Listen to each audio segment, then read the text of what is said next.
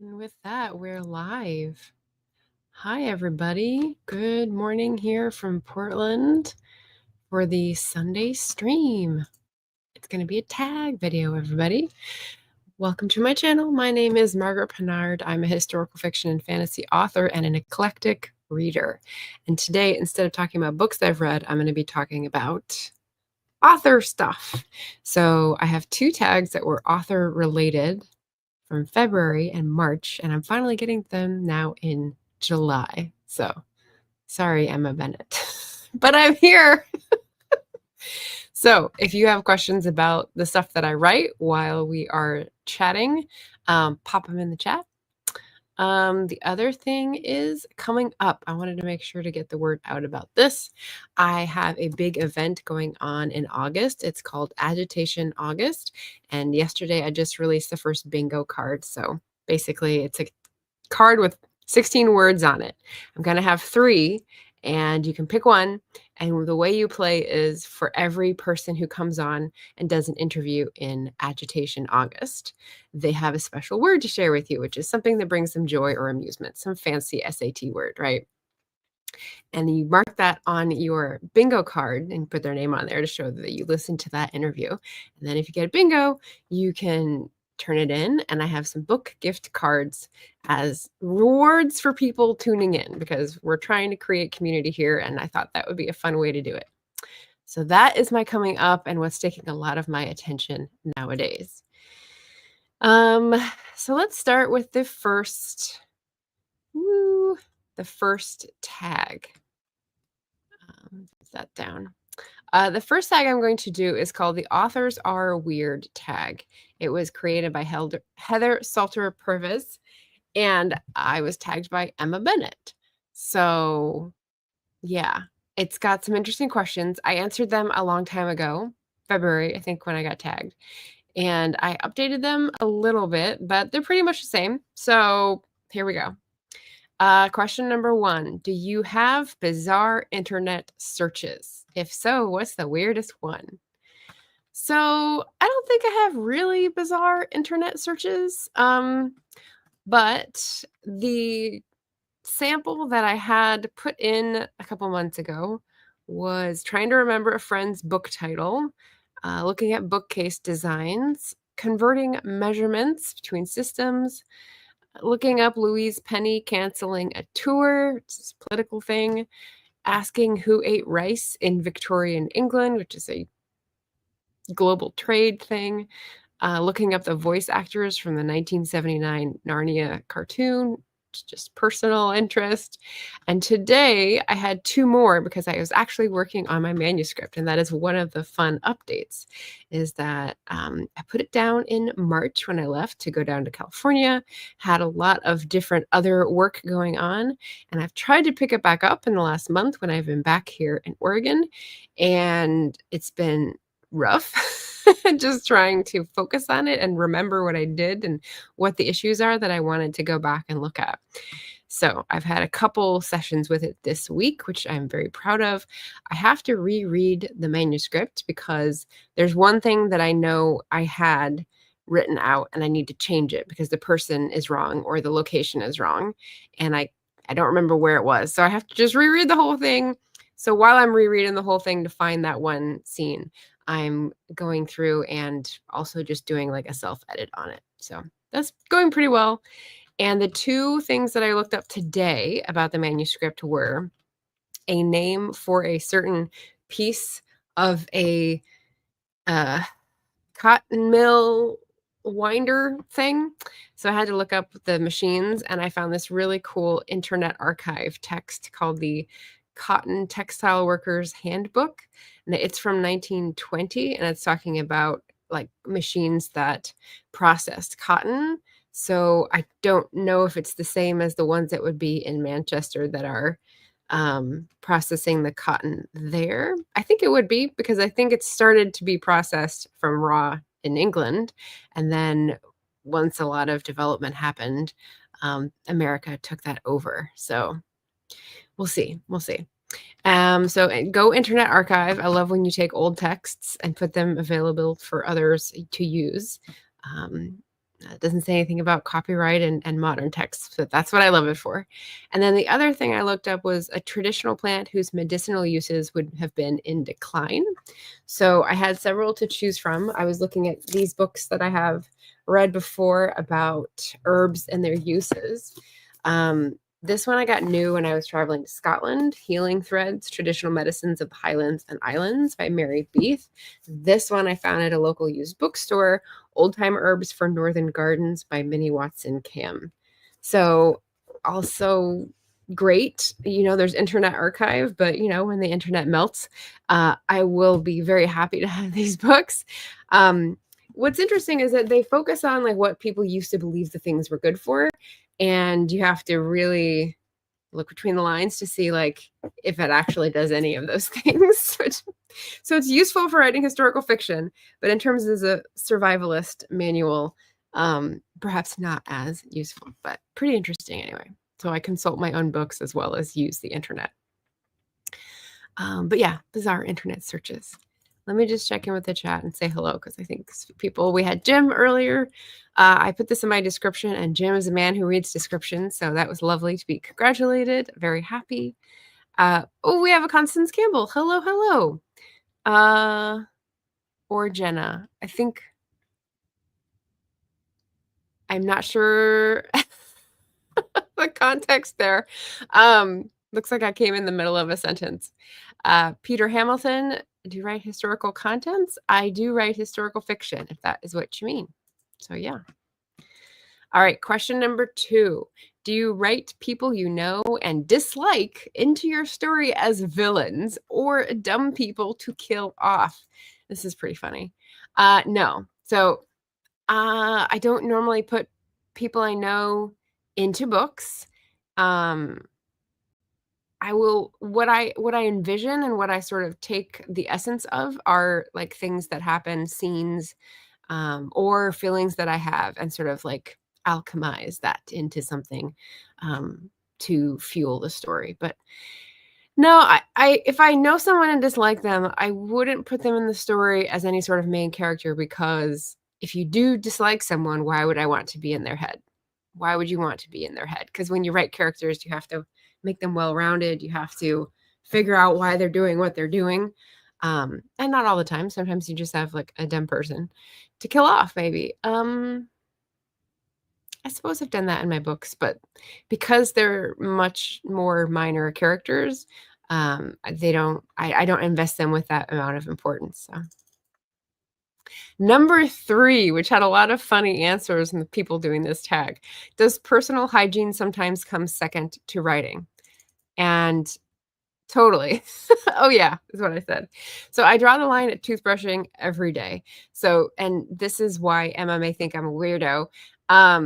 When I don't remember what the context was, but I said, no, I can't get on the live stream yet. I've got to brush my teeth. And she's like, no one's going to be able to smell your breath over a live stream. And I was like, but this is my line. I got to hold the line. I have to brush my teeth, or else like it's a slippery slope from Poland to the next World War is kind of what I was thinking. But yeah, so totally. I mean, I'll sit in my pajamas for 3 hours if I'm doing work on the computer in the morning and be like, yeah, my days are not planned around, I don't know, your 9-to-5 job. So definitely. Question number 4, do you go on baby name websites to help you name your characters? Okay, so here's the main problem with that. When you go on a baby name website, and I hope I don't get this for even saying that in the stream. We'll see if I do, if someone's listening. But you get all these ads, and I hate that kind of ads about like expectant parents. It's like so not me, and I don't want to have to think about it, and I don't want to see it in my garbage feed. So no, I will not do that if I can help it. They're a good backup if I'm not finding what I need. But again, I've got in my collection books with names that I might want to mix in. So the Book of Scottish Names, we've got one copy, and then the Irish Names for Children. So it's just like little things you picked up, which are probably for people looking for baby names. But they give a lot of historical context, like traditional names, and like famous people who had the name. And then, there's also, actually, that's not a Google thing. I was thinking of the word usage, but that's not name usage. There's probably a similar Google search where you can see the incidence of names or like a list. So that's helpful if you're trying to get a name for the era that's not like, I don't know, Stephanie for 1700. Maybe you'd be surprised how many times I've seen names that I thought sounded really modern, and then they were actually like from the 17th or 18th century. So you never know until you do your research. Question number 5. Do you have a list of actors and actresses that would play your characters if there was an adaptation made? No, because I don't really see faces clearly for characters. For me, when I'm plotting it out, the motivations of the characters are sort of embodied for me by the pain they carry. So when I'm envisioning what would they do, what would they say, how would they react to this in this scene, it's basically I'm trying to put myself in their position of what are their prior experiences, what do they need in that moment. And, I like to get to details like facial expressions or, things that indicate moods and reactions, but I don't see those as specific faces or features, just actions like a jaw clench or a mouth twitch or a brow raise. You can do those on any face, right? Pretty much. So, yeah. And question 6 is kind of the same. Have you ever stared at a stranger because they look like one of your characters? No, see above. So, yeah, that's it. That would be pretty strange. I think that because we're such a visual culture and because we've had such technology that identifies people visually, we've really lost the ability to describe what people look like. The only way I hear people do this successfully nowadays is by referencing other people that you might know based on our media. So it's really hard. Like, how do you describe someone's nose or someone's forehead or eyebrows or chin? Like, I think that's something that they used to do in literature and have a much more common conception of like words to use. And today I feel like many of us would be at a total loss for how to do that, um, because we don't think those things into words anymore. We just see visually. But maybe you have a different take. Let me know. Question 7, do you talk to yourself to help work through scenes? If so, where do you talk to yourself? Oh boy, howdy. Yes, and actually I've done this more for this series. This current series is The Widening Gyre. Book 1 is Orla Rafferty Seeks Her Fortune. Book 2 title is still in process. But yeah, more for this series because it's kind of like what Shannon S.D. Houston was talking about with her Dragon Ice Dragons series, where she was doing multiple books structuring at once because they all had to happen at the same time.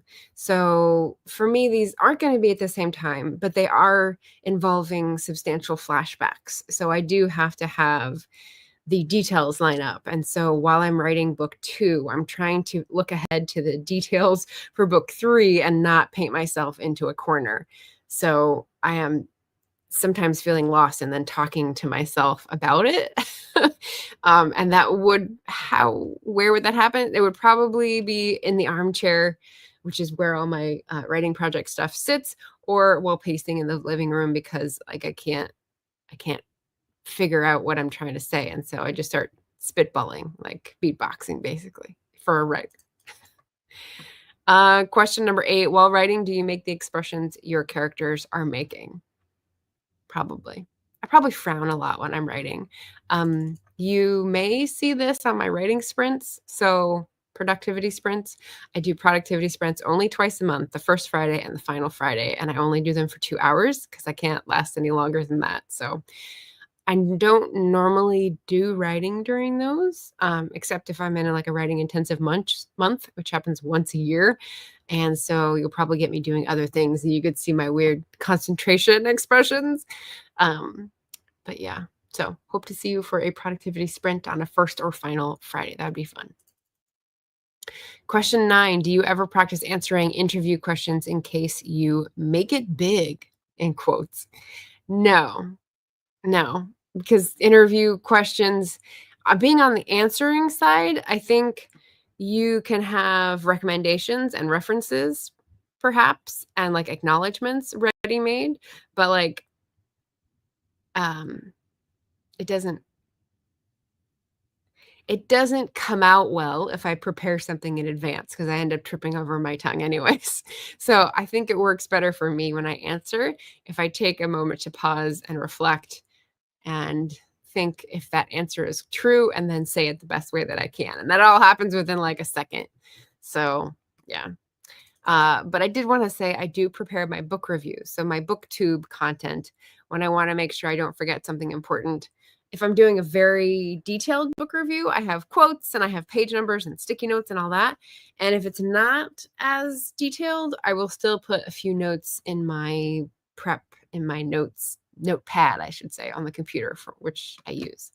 So I do try to be prepared. I just don't try to anticipate what someone else will want to know in an interview setting. I do try to anticipate what you would want to know for a book review. But this is an author-focused video, so we're going to stick with that.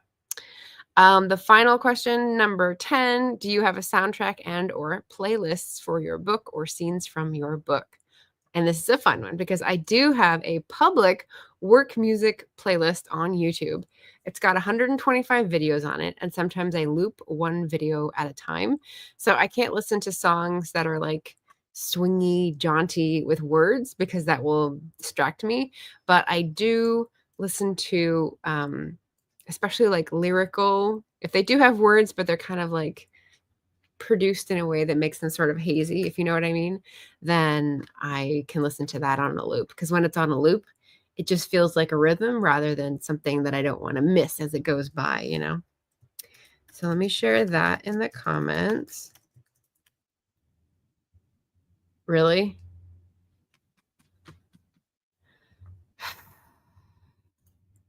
I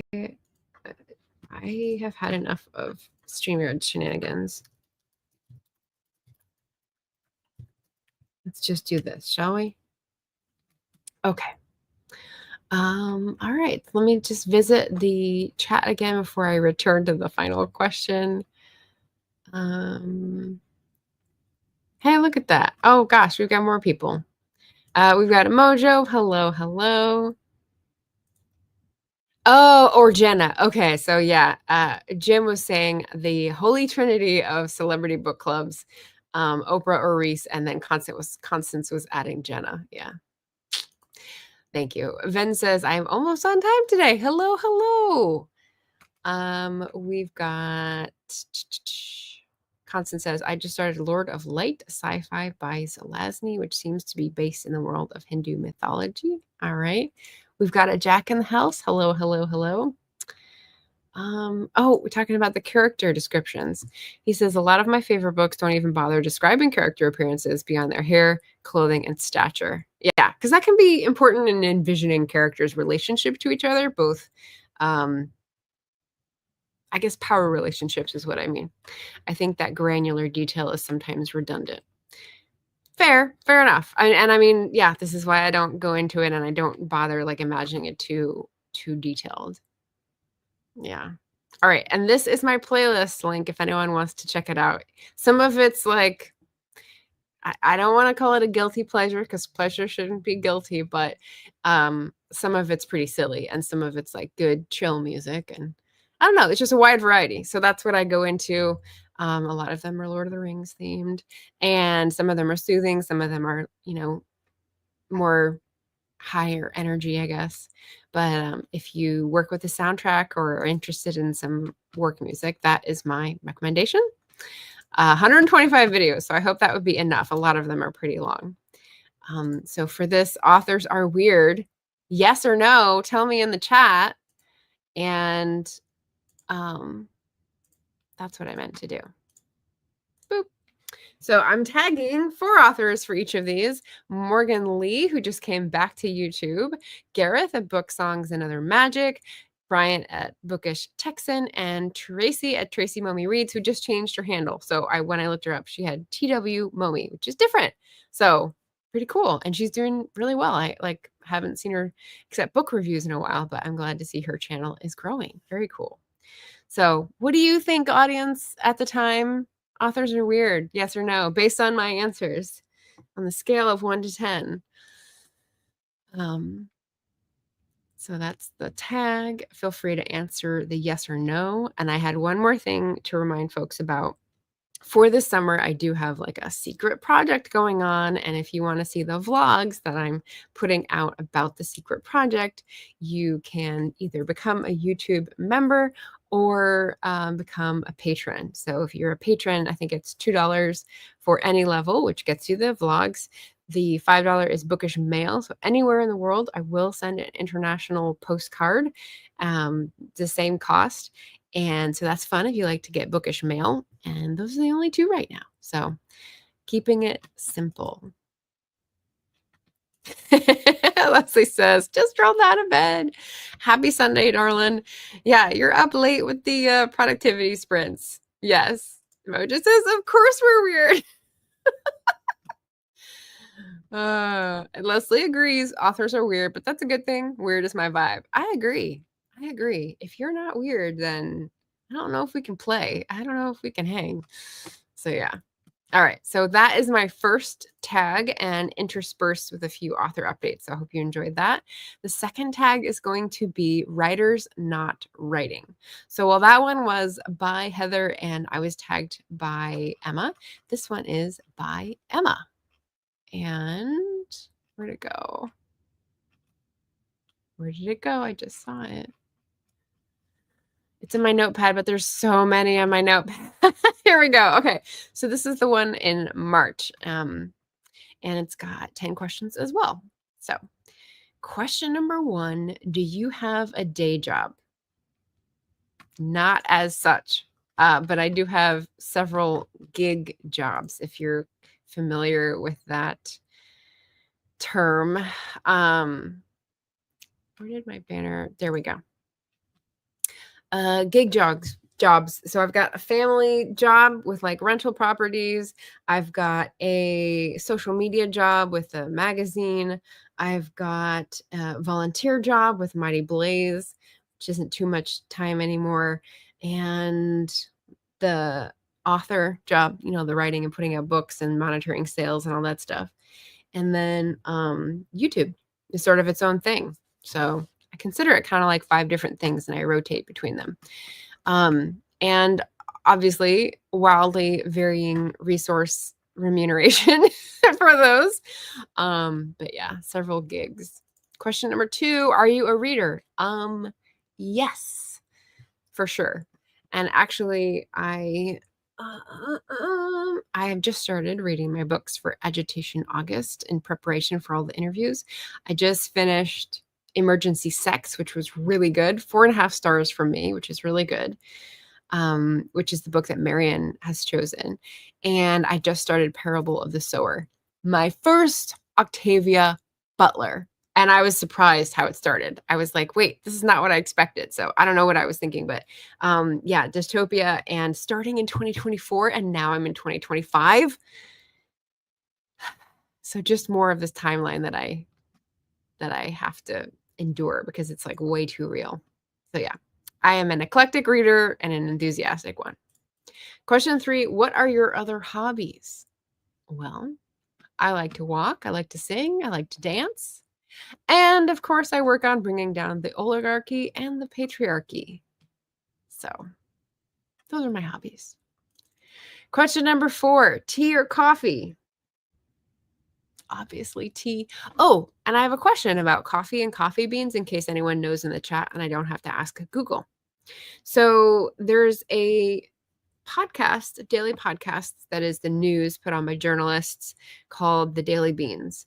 And they call their fans or audience the leguminati. And I was like, why are they talking about legumes? And I actually wrote finally and asked after months of listening to them and was like, why is it leguminati? And she said, beans are legumes, so leguminati. And I was like, are coffee beans real beans though? Aren't they like a seed or? And then I was getting confused with like how they categorize things. So are coffee beans a legume? That is my question to you. Don't Google it and sure as hell do not chat GPT it. This is a chat GPT free zone. You will be booted if you mention it in the comments. Okay. So let me know if you know. All right. So definitely tea. Question 5, what are you passionate about? So I said C hobbies. Walking, singing, dancing, bringing down the oligarchy, bringing down the patriarchy. Pretty simple. Question 6. Do you have any pets? Let's see if I can do this without breaking my internet connection. I need to see the full screen here. Maybe not. Can you see him? Can you see the ears? That's my super chill cat. That's my only pet. That's Bean. So a lot of times if I'm like at my wit's end and I'm a writer not writing, I will just take a break for a few minutes and curl up around the Bean, either on the couch or on the floor. He's super chill. He doesn't mind it. He might get up and walk away, but he really doesn't mind it.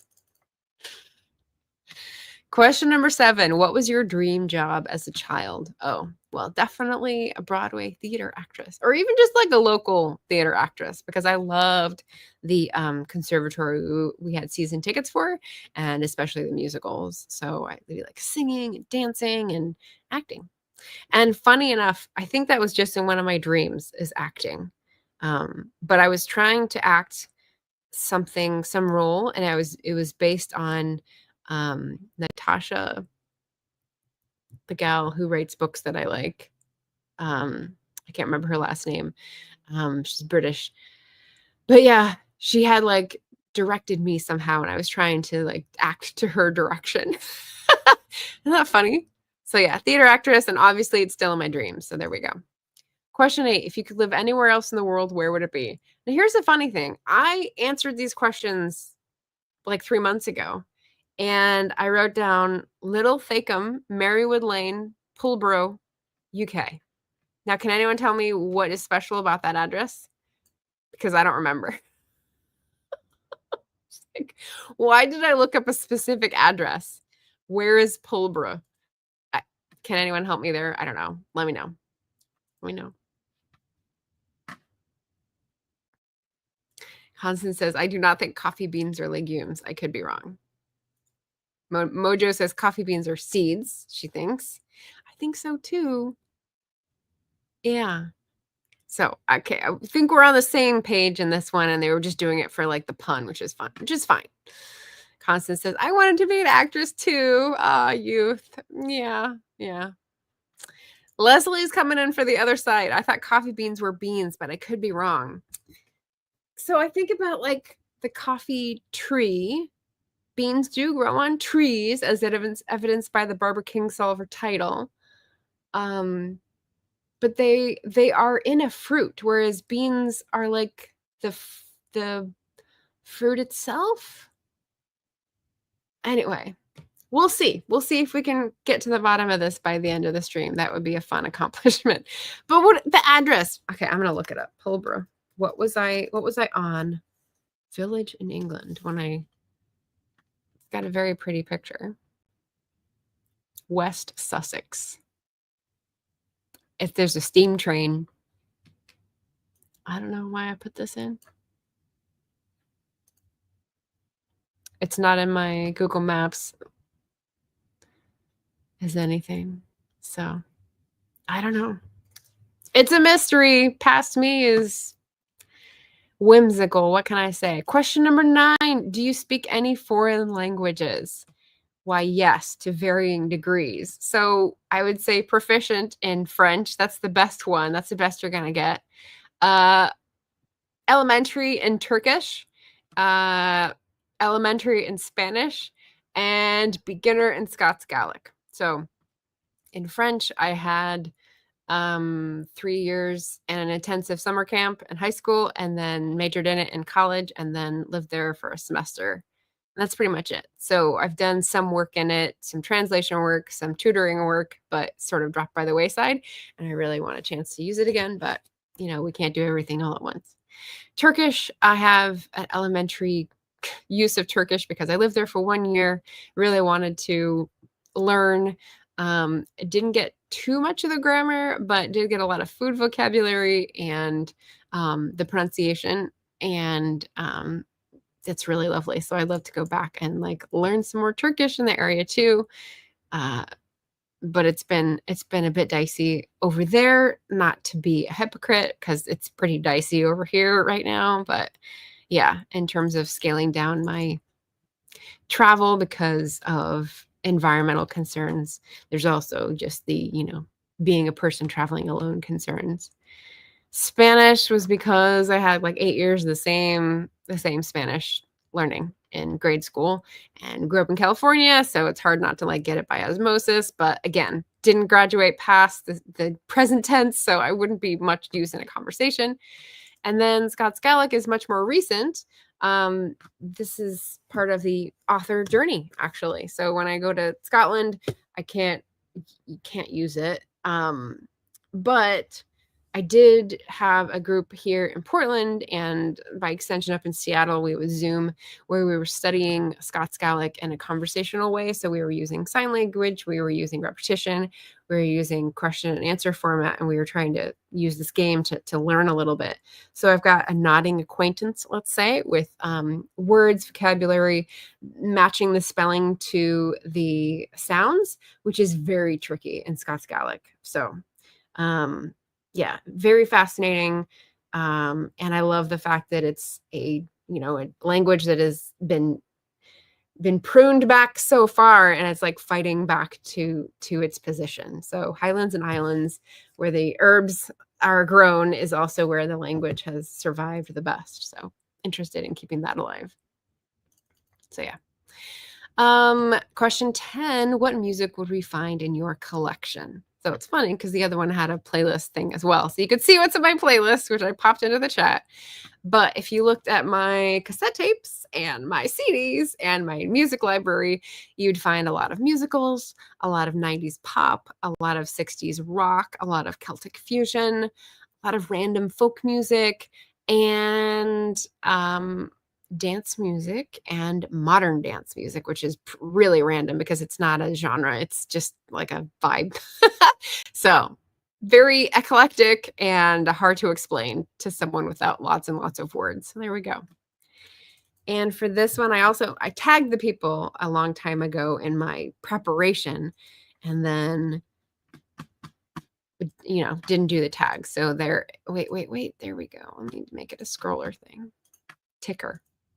There we go. So I'm tagging Holly Rhiannon, Jenna Streety, because they do a podcast together, or they used to. And I'm curious because I think Jenna just had a milestone, or she's starting one of the 75 hard challenges.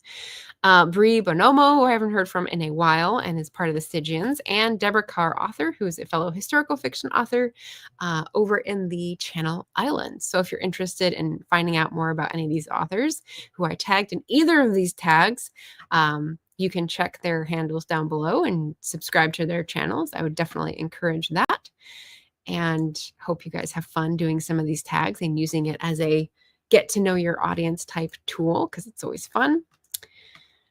What else did I have on my notes for today? Any other questions about author updates? Because I do, like I said, I have had a couple sessions this week, and that is much more momentum than I've had in the past month to work on the manuscript.